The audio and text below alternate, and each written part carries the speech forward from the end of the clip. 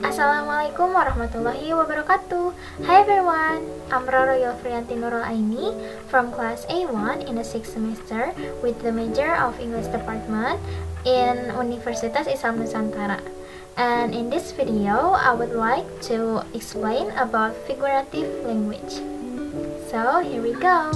So figurative meaning by definition is the metaphorical idiomatic or ironic sense of a word or expression in contrast to its literal meaning. Nah, biasanya kita menemukan figurative language ini dalam bahasa disebut sebagai bahasa kiasan atau bahasa majas, di mana kata-kata atau kalimat yang digunakan dalam makna yang lain tidak sesuai dengan kamus atau bahasa yang seharusnya. Sebelum kita mengenal jauh tentang figurative language, ada baiknya kita harus mengenal dulu dengan language-nya. Nah, language ini divided into two, dibagi menjadi dua. Yang pertama itu adalah literal language, dan yang kedua ini ada figurative language yang akan kita bahas di video kali ini.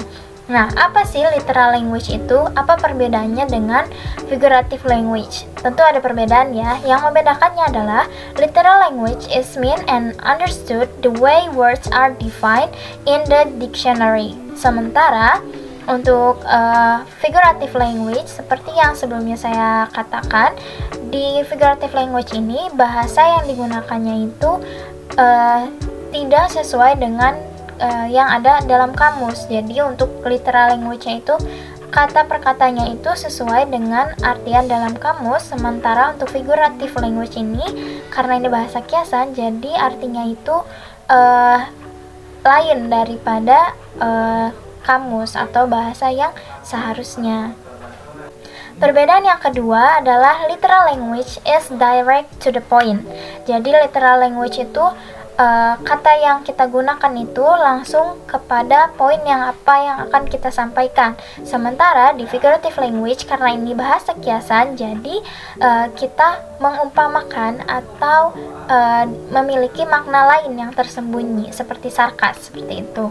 Nah, jadi perbedaannya itu kalau literal language itu is direct to the point, sementara untuk figurative language needs to be carefully analyzed to discover its meaning. Dan yang ketiga, the literal language is usually used in casual conversation.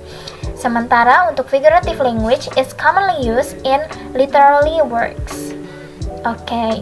Nah, jadi kita dapat mengambil kesimpulan ya bahwa literal meaning ini memiliki arti atau kalimat yang memiliki makna yang sebenarnya sesuai dengan kamus. Yang kalau kita artikan menggunakan kamus, bahasa atau poin yang disampaikannya itu sesuai dengan kamus. Sementara untuk figurative language dalam bahasa, ya seperti yang tadi saya katakan, kita mengenalnya sebagai bahasa kiasan atau bahasa majas, di mana kata atau kalimat yang digunakan tidak sesuai dengan makna dalam kamus gitu.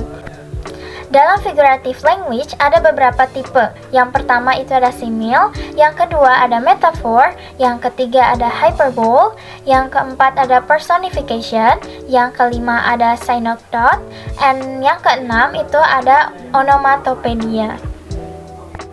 Selanjutnya, kita akan membahas tentang irony, perception, and metonymy. Nah, yang pertama kita akan bahas dulu tentang irony. Irony ini kalau dalam bahasa biasanya kita mengenalnya dengan kata sarkas, di mana kata yang diutarakannya itu tidak sesuai dengan makna atau poin yang akan kita sampaikan. Contohnya di sini seorang anak mengatakan pada sebuah lukisan atau mungkin hasil lukisan dari temannya, terus dia bilang, this is wonderful, bagus banget gitu, padahal yang maksud anak ini sampaikan itu this is terrible gitu. Jadi dia tidak mengungkapkan kata yang sebenarnya gitu. Atau ada contoh lainnya juga seperti irony ini kebalikan dari apa yang terjadi atau opposite with the situation. Seperti contohnya ketika kita melihat tulisan tangan seseorang, terus kita bilang, tulisanmu bagus sekali, tulisanmu bagus banget, this is wonderful. Nah, tapi sebenarnya itu tuh dalam bahasa yang sarkas gitu. Sebenarnya maksudnya itu tulisannya jelek gitu. Nah, selanjutnya ada presumption. Presumption ini kalau dalam bahasa biasanya kita mengenalnya sebagai anggapan. Contohnya seperti pada kata I got a bad score in the middle test. Ini berarti dia telah melakukan middle test. This is mean that she did middle test. Contohnya, Sarah's brother Tom ate 3 chocolate bar.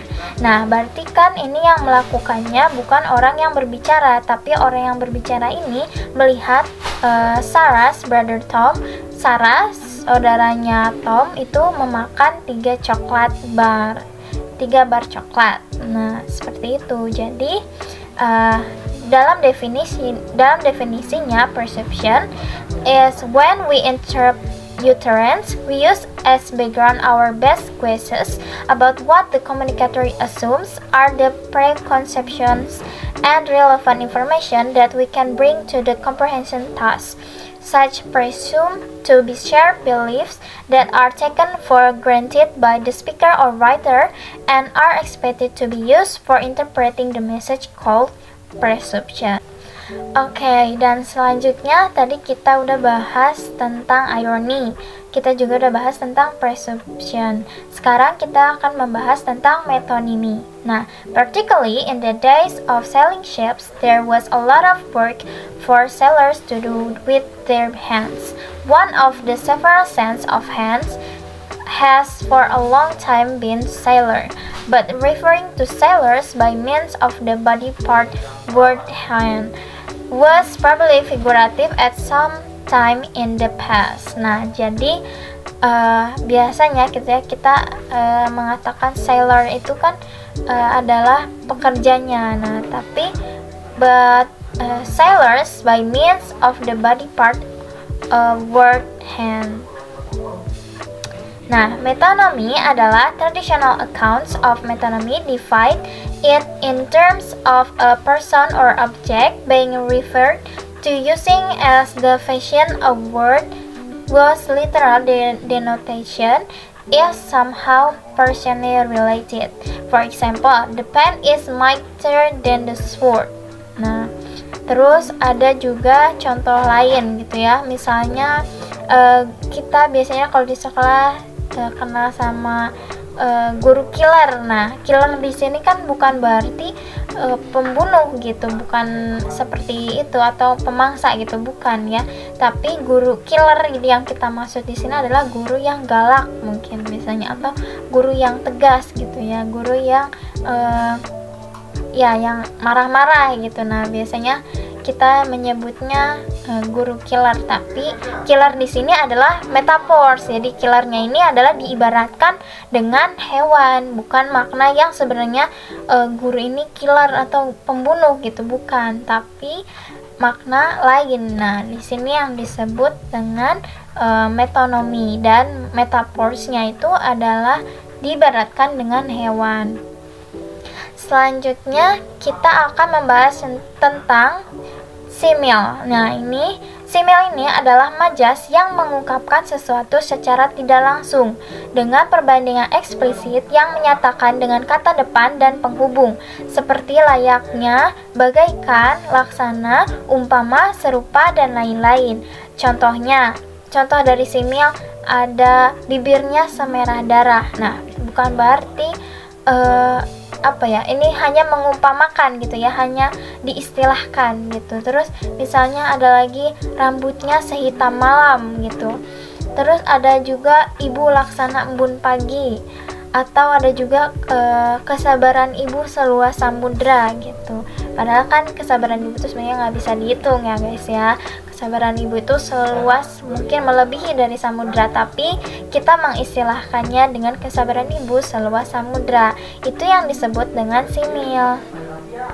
Nah, di sini saya akan membahas sedikit tentang tipe-tipe dari figurative language. Tadi kan ada simil, kita udah bahas ya. Simil itu adalah comparison of two things using the words like or as. Misalnya, this room is as hot as an oven gitu. Jadi maksudnya saking panasnya gitu, dia mengibaratkan ruangan ini panas banget kayak lagi di oven gitu. Padahal kan dia juga nggak tahu gitu ya gimana rasanya di oven gitu. Nah seperti itu. Terus ada hyperbole. Nah kalau ini kita kayaknya udah nggak asing ya. Hyperbole ini lebih melebih-lebihkan gitu, an exaggeration gitu. Nah contohnya di sini ada I'm so hungry, I could eat a horse. Nah, maksud di sini kan dia tuh saking laparnya gitu, dia bilangnya bahkan aku bisa memakan seekor kuda gitu. Padahal kan gak mungkin gitu ya. Itu maksudnya karena dia saking laparnya, dia menghyperbolkan bahasa laparnya ini dengan I could eat a horse gitu. Padahal dalam artinya dia kan tidak mungkin ya lapar terus makan kuda gitu. Selanjutnya ada personification. It is mean giving human characteristic to an object or animal. Jadi mengibaratkan pohon atau benda mati seperti layaknya hidup. Nah kalau di bahasa Indonesia kayaknya kita udah gak asing banget ya. Biasanya kita sering dengar rumput yang bergoyang gitu. Nah atau the tree dance in the wind. Nah kayak gitu. Selanjutnya ada onomatopeia. Nah, di sini perhatikan the use of a word to make a sound. Nah, contohnya seperti poop atau boom, atau mungkin kalau misalnya kita tidur suka ada ya emoticon ZZZ. Nah, itu tidur gitu, atau mungkin kayak nah seperti itu. Selanjutnya ada metaphor. Metaphor yang seperti tadi sudah dibahas sebelumnya, comparison of two things saying that one thing is or was another thing. Contohnya, this room is an oven. Masih mirip-mirip ya sama yang simil tadi. Nah, seperti itu. Atau mungkin yang tadi ya, guru killer gitu. Maksudnya killer di sini bukan killer as pembunuh atau mungkin killer as pemburu layaknya hewan, tapi killer di sini maksudnya karena saking galaknya gitu, guys. So, I think that's all from me. Thank you for watching this video. Wassalamualaikum warahmatullahi wabarakatuh.